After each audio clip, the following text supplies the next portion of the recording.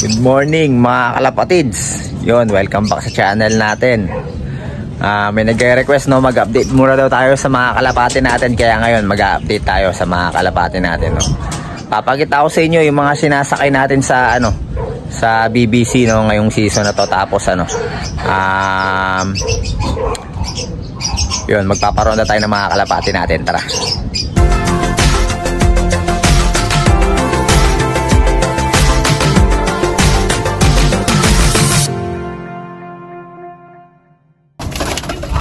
So guys, ito yung mga sinasakay natin sa BBC ngayon no. Yung checkered na to, yan, kapares niya yung Grisel. Ano yan, ito lagi yung first bird natin na dumarating dito kapag may karera. Laging unang dumarating, nasa 1,000 speed lagi siya, 1,000 plus no, itong ibon na to. Tapos itong blue bar na to, yung naka super set natin sa BBC rin na kinakarga natin no, young bird. O, young bird category naman to. Isa rin sa sinasakay natin. Tapos etong red velvet natin na to. Yan, tatlo lang yung sinasakay natin eh. Ito yung red velvet na matigas ang ulo. Isa rin sa sinasakay natin. So yun, tara, paparonda muna tayo ng mga kalapati natin.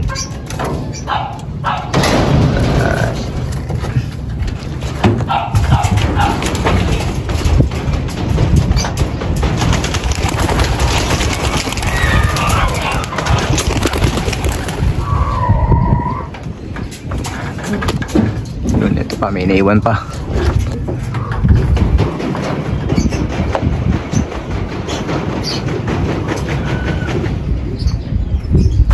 Ayaw lumabas. Das.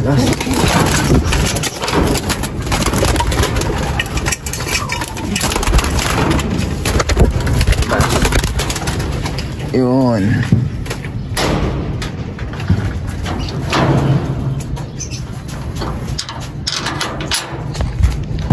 Nagpa-apply muna tayo mga kalapatids. Ayun yung mga kalapati natin.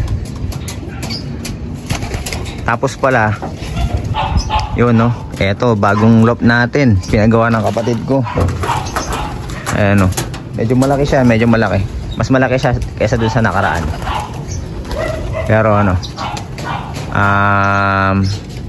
ayan, dating kulungan ng namin to ng aso namin, malaking aso. Nasira na yung sa ilalim niya. Yan, yun dito, pina-welding lang namin ulit. Tapos pinalit namin yung isang kulungan dun sa dun sa aso namin. Yung isang kulungan, mas malaki lang to ng konti, itong kulungan na to. Tapos yun, pinalagyan lang namin ng dito ng tawag dito, trapdoor, saka lang landing board. Yung trapdoor niyan papakita ko sa inyo. Naka-type kasi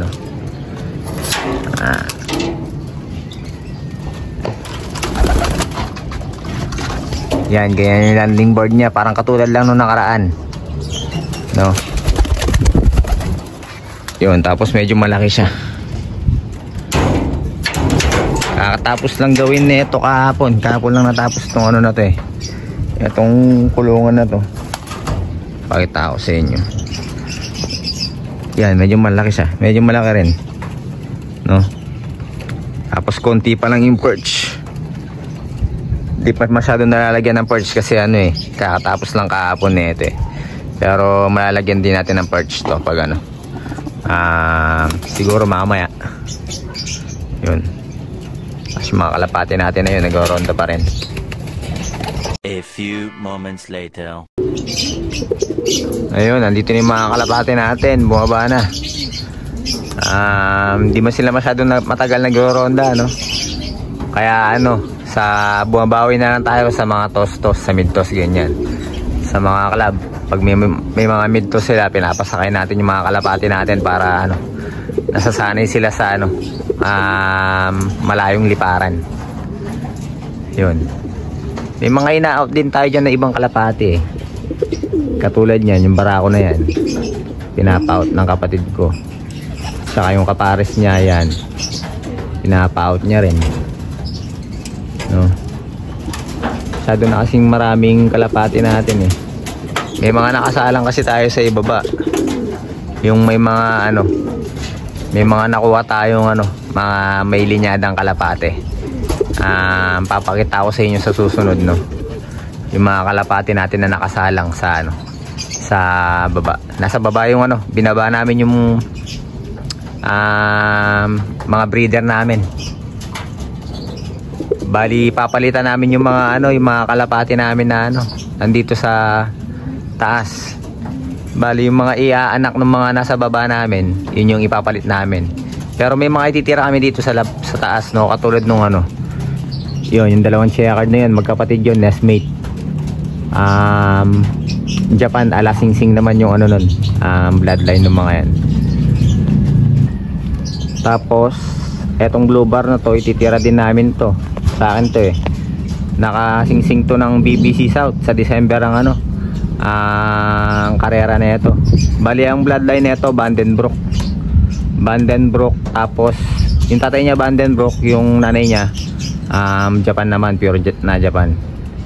Yan, titira din namin yan. Tapos hindi naman lahat ng kalapati namin dito may bloodline, no? Yung iba unknown line lang din. Kaya yun, yung mga unknown line, yun, ina-out na namin. Pero magagaling naman yung mga ano namin, mga unknown, kahit unknown line lang, no. Katulad niyan, etong grizzle na hen na to, tumapos to ng training ng South, no. Sinakay namin ng training ng South to, tumapos to ng training ng South. Pero di na namin dinerby. Tapos ano pa ba? May mga tumapos pa ng ano dito eh, north na ano eh, na training eh. Kaya lang di namin diniderby. Dahil pili nga lang yung inaano namin, sinasali namin sa derby, no. Kulang tayo sa budget eh. Kapag kulang sa budget, pili lang talaga yung isasali nating ibon. Hindi katulad kapag marami kang budget, kahit ilan yung gusto mong ibon na isakay, masasakay mo. Tapos ito yung ilan sa mga breeder natin. Etong red velvet natin na to, red check. Ang linyada na ito, Maui. Tapos yung hen natin doon, Vandenbroek yun, na hen. Yun, Vandenbroek tsaka Maui, pinagpares natin. Di pa tayo nakapagpalabas ng inakay dito eh. Pero nangingitlog na sila. Kaya lang yung mga itlog nila pinaposter natin. Kaya ano, yun, wala silang itlog ngayon. Pinaparami natin yung lahi nila. Ito yung tatay ng ano, ng red check na ano, na kinakarera natin ngayon sa BBC. Yan. Marami na ring achievement tong ibon na to. Pinahiram sa atin ng tropa to, no. Shoutout kay Sir, ano, kay Sir Asyong. Siya yung nagpahiram ng ibon sa atin nito. Marami ng achievement sa kanya to, no. Yun. Pinahiram niya sa atin.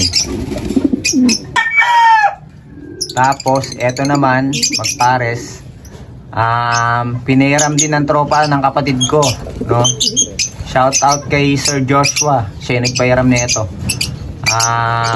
Basra line naman to mga to, Basra. Galing mismo kay Sir Basra to. Ayun yung kapares. Dahil nga ninong niya, no, yung tropa ng kapatid ko, ninong niya, si Sir Basra. Kaya nakakuha siya ng ibon dun. Tapos yun, pinahiram sa atin, breeder, yan, no, magkapares. Alam ko may egg na sila ngayon eh. Yan, dalawa. Tapos eto naman,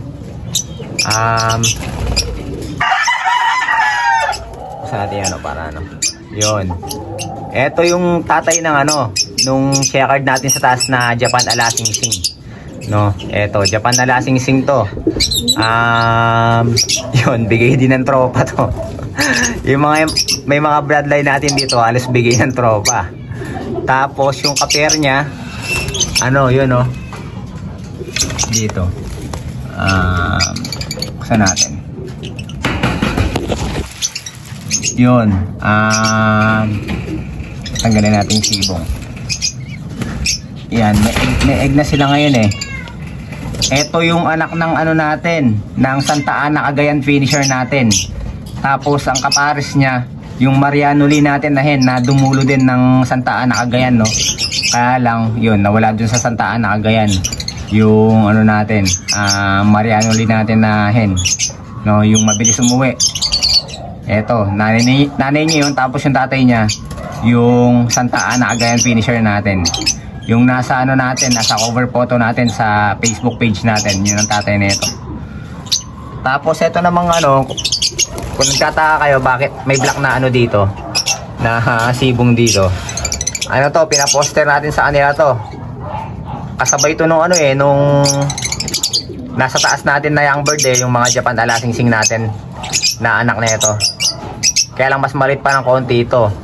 Dahil nga ano, yung parents na ito, yung black na ano natin, kinakarera natin nung nakaraan sa pare, na dumulo din, na nag Santa Ana Cagayan din, kaya lang nawala din ng Santa Ana Cagayan, no, hindi nakauwi. Ito naman yung anak nila yan, anak nung nag Santa Ana ay anak nung dumulo natin, kaya lang hindi nakauwi. Yung black natin na ano, white light yan. Tapos dito naman sa loob ng ibonan natin, may binibreed din tayo. Etong ano natin, Vandenbroek natin na ano, na blue bar, no. Ang kapair niya, yung nestmate nung Japan Alasingsing kanina. Yan. Nakaperso rin kasi itong mga to eh. Pakita ko. Bigay lang din ng ano, pinahiram lang din ng tropa yan, no. Yan. Nestmate yan ng ano, ng kanina, no. Tapos ito, may sibong sila ngayon. Medyo marumi na yung ano nila, yung tawag dito, itlogan nila. Pero papakita ko sa inyo yung mga sibong nila, yung mga painakay nila. Etong isa medyo maliit, pero ano, ang ganda ng kulay yan, no. Light color siya, light color yung inanak nila. Tapos yung isa checkered naman. And checkered. Yun. Bali, ang magiging bloodline niyan na mga to, Vandenbroek X Japan Alasingsing. Yun. Medyo maliit yung isa nating ano, inakay, no. Hindi pantay yung laki nila. Pero okay lang yan. Lipat naman tayo. Tapos isa pa sa mga binibreed natin, itong checkered na to. Naka ano to eh, pinahiram lang din ng tropa to. Pero hindi ko alam ang bloodline nito, no. Naka ano to eh, naka-club ring ng ano, C ba yun? C? Basta ganun. Pakita ko sa inyo mamaya. Kukunin natin yung ibon. Tapos eto namang isa, bigay ni Sir ano to, ni Sir Asyong din, no. Yun, shoutout kay Sir Asyong. Napakabait na tao, maraming salamat sa kanya. Ang bloodline nito, Florizone X Raiso naman, no. Florizone yung tatay niya, Raiso yung nanay niya. Netong ibon na to. Tapos yung nestmate nito, nag-fourth overall champion na, no. Dun sa ano, dun sa bayaw niya naman. Kasi yung eto binigay niya sa akin, yung nestmate binigay niya dun sa bayaw niya. Dapat ikakarera ko to, kaya lang tawag dito, tinanggal ko nga yung lock sa baba, di ba? Tinanggal ko yung lock sa baba. Bali, hindi siya sanay pumasok dun sa lock sa taas. Hindi siya pumapasok. Natutulog siya dito sa baba pa rin, pero ano, hindi siya nakakapasok ng kulungan. Dahil nga mga manok na yung nakakulong dun eh. Yun, bali, kaya yun, hindi na natin kinarera kasi ano, hindi rin papasok ng kulungan. Binread ko na lang, no. Pakita ko sa inyo to, itong isang ibon natin. Yan. Ito yung ibon na sinasabi ko sa inyo, mga kalapatids, no. Ito. May isang itlog na sila. Baka mamaya mangingitlog na ulit to or bukas. Yan, napakagandang ibon, no. Yun, no. Tapos papakita ko sa inyo yung singsing niya. Yung singsing niya, ano eh, Medyo malabo. Series 20. Series 2016. Ayan. Pakita ko sa inyo.